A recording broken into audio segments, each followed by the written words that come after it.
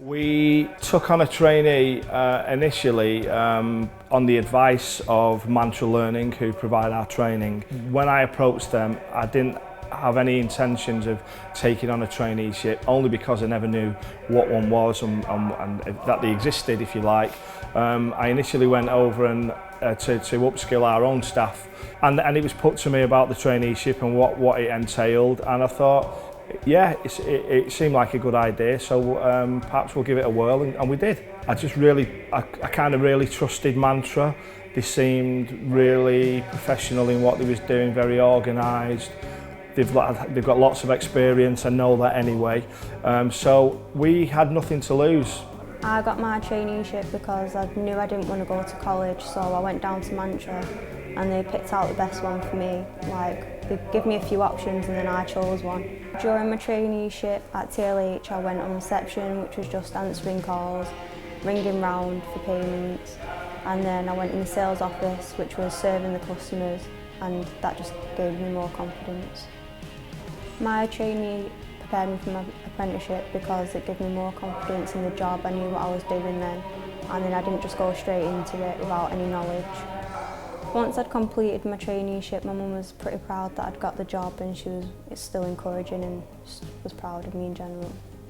I encouraged Ellie to progress onto an apprenticeship for several reasons. The first reason being, I think it was important, not just for us as a company, but for Ellie as a young person, to gain some qualifications, some good qualifications, i.e. the MBQ she's undertaking, as well as the work experience. I always find it helps to have some sort of academic qualification, as well as vocational skills, and I think the apprenticeship is the whole bundle.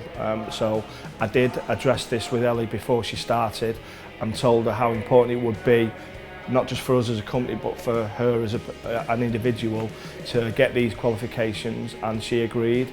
And in terms of us as a company, it can only benefit us having a workforce who have been upskilled and trained to a certain level. I would recommend traineeships to people who didn't like school and didn't feel confident about college, because it's more of a hands-on job. Yes, we are definitely as a company going to offer further traineeships, placements, etc. Because I think personally it's the way forward. We have a strategy in place which we've been implementing over the last year, which has seen us taking on less agency workers and bringing in more traineeships, stroke apprentices, for the simple reason, really, we can get these young people to come in. We can hand-pick, if you like, the ideal candidates, what we think would be good for our business, and then we can kind of mould them into the employees our company are looking for. So, yeah, as a business, we are certainly trying to bring a lot more apprenticeships to the business.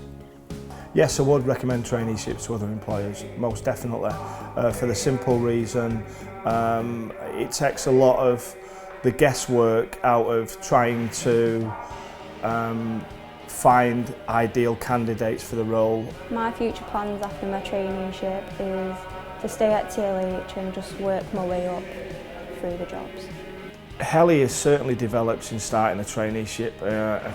I would say the biggest development would be in her confidence.